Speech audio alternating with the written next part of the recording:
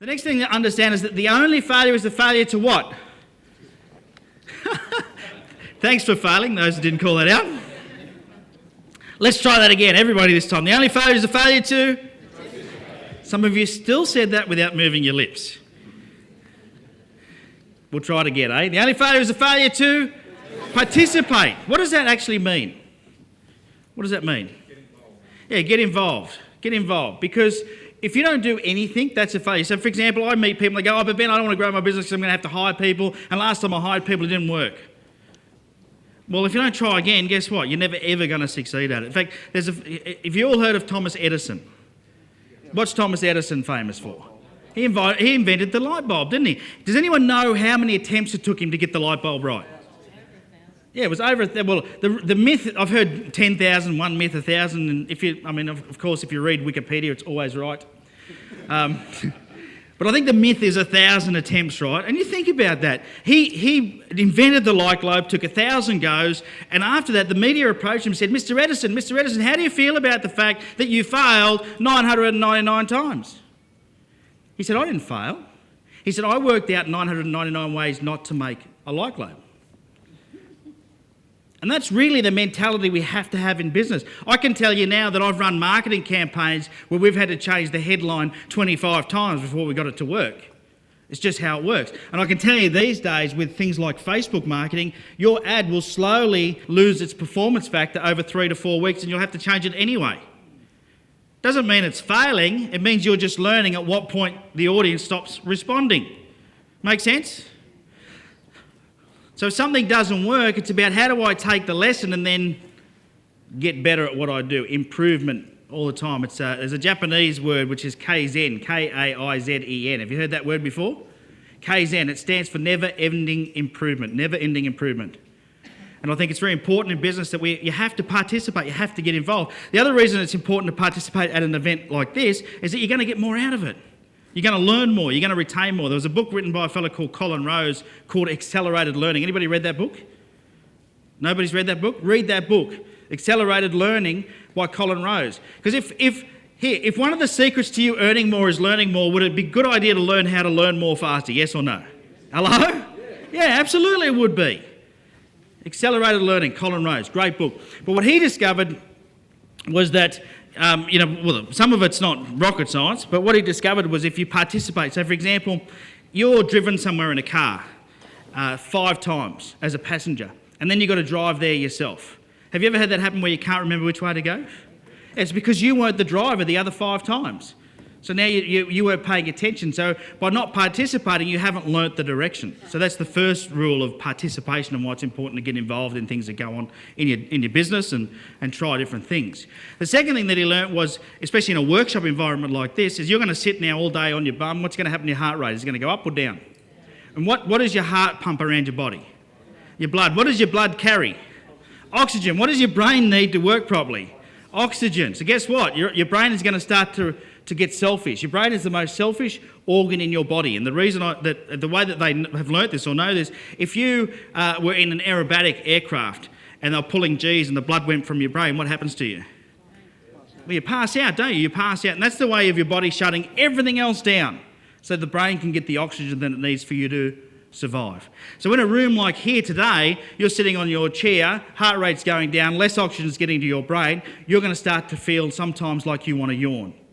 Okay, that's okay, because that's your brain telling you it needs more oxygen. The way we do that is we open our mouth up nice and wide and we let some air in. Right, so by participating, also like raising your hand and moving around and doing those things, it's going to help you get more oxygen to your brain, which means you're going to retain more information. Is that cool? Everyone good with that? Okay. The next thing I want to talk about is who's got a mother-in-law? Okay. I love kids because kids, when kids are young, they're just so raw, right? And as we get older and we get knowledge, for some reason, for some of us, we've got to prove to the world how much we know. And unfortunately, what that does is it actually stops you from learning. Because if people think you're really smart, they're not going to try and teach you anything. And if you pretend to be really smart, you're going to block out people trying to teach you stuff. And so as adults, we get this thing called the I know attitude. What do I call the I know that won't work, Ben? Okay, so if you catch yourself saying that today, I want you to give yourself an uppercut. And instead of saying, I know that won't work, I want you to say, isn't that interesting? What are we going to say? Isn't that interesting? And then you're going to say, how can I make that work for me? Isn't that interesting? So instead of saying, I know that won't work, because have you heard that little train that got up the hill? He said, I think I can, I think I can. In fact, there's a very famous saying by Henry Ford. Does anyone know what it is? Yeah, whether you think you can or whether you think you can't, whichever way you are right. And it's very, very true. So if you say, I can't do that in my business, guess what? Will you be able to do it, yes or no? I know that won't work for me. Will it work, yes or no? No. In fact, you'll self-sabotage whatever it is just so you are right. This is how life works. So you've got to make sure that if you catch yourself saying, I know that won't work, or if the person next to you says, I know that won't work, give them an uppercut. I don't really. But my mother-in-law knows everything.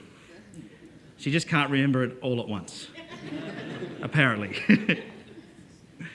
I'm going to get that made up on a T-shirt for her. Do you think she'll like that? I might do that for Christmas. I was wondering what to get her. The other thing you've got to be willing to do is have some what? Oh, come on. That was like a 3 out of 10. Got to be willing to have some fun.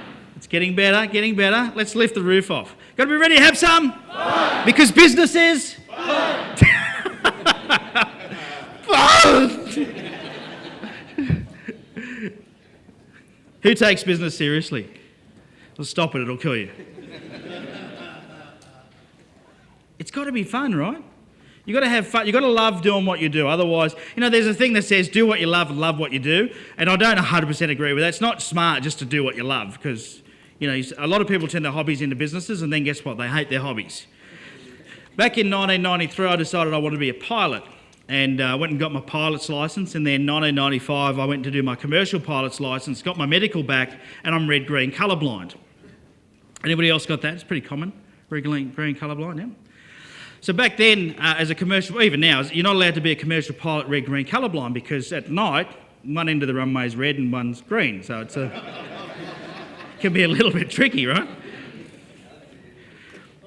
But of course, during that 2 years of training to be a pilot, and I am a commercial pilot now, by the way, because they changed the rules a few years ago, but during those couple of years of training, I made a lot of friends who also loved flying aeroplanes. But let me tell you, they hate their job. And I think that's a real shame because they turn their hobby into a job. Do what you love. However, learn to love what you're doing. I think that's important. And the way to do that is to only do the stuff that you enjoy. And in business, that's vitally important. So today we are going to talk a bit about how do you make sure you spend the time doing the things that you enjoy doing. Because if it's fun, it gets done. Write that down. If it's fun, it gets done. If it's fun, it gets done.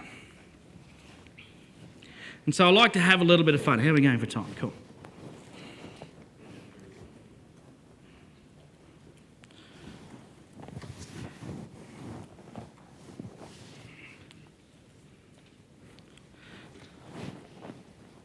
I'll just adjust my watch.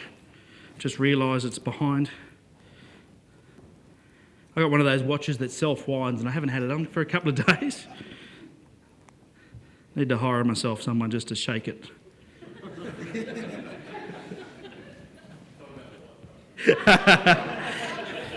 I am talking about the watch. All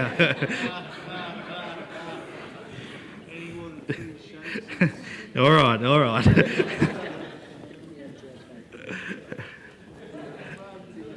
We're having fun. That's what it's all about. And tonight I'm going to have fun. One of the things my team knows is we do love to have fun. One of the things I do every year with my team, we go on a Christmas outing for a day. We don't just have a Christmas lunch, we have a Christmas outing, and they never know what it's going to be. And, it's good to have that suspense. Sometimes I've taken them jet boating on the harbour. We've done treasure hunts on the harbour. We've hired boats and they've had to go out and do treasure hunts and find alcohol. That was fun. Eh? Yeah, it's a fun place to work. And I believe, so it is about having fun though. So if you love what you do, you think about the things you hate. What are the things you hate doing in your business right now? Write down the top 3 things you hate doing. Do it. Write it down.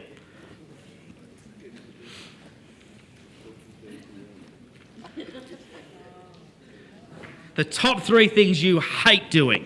you loathe. What are they?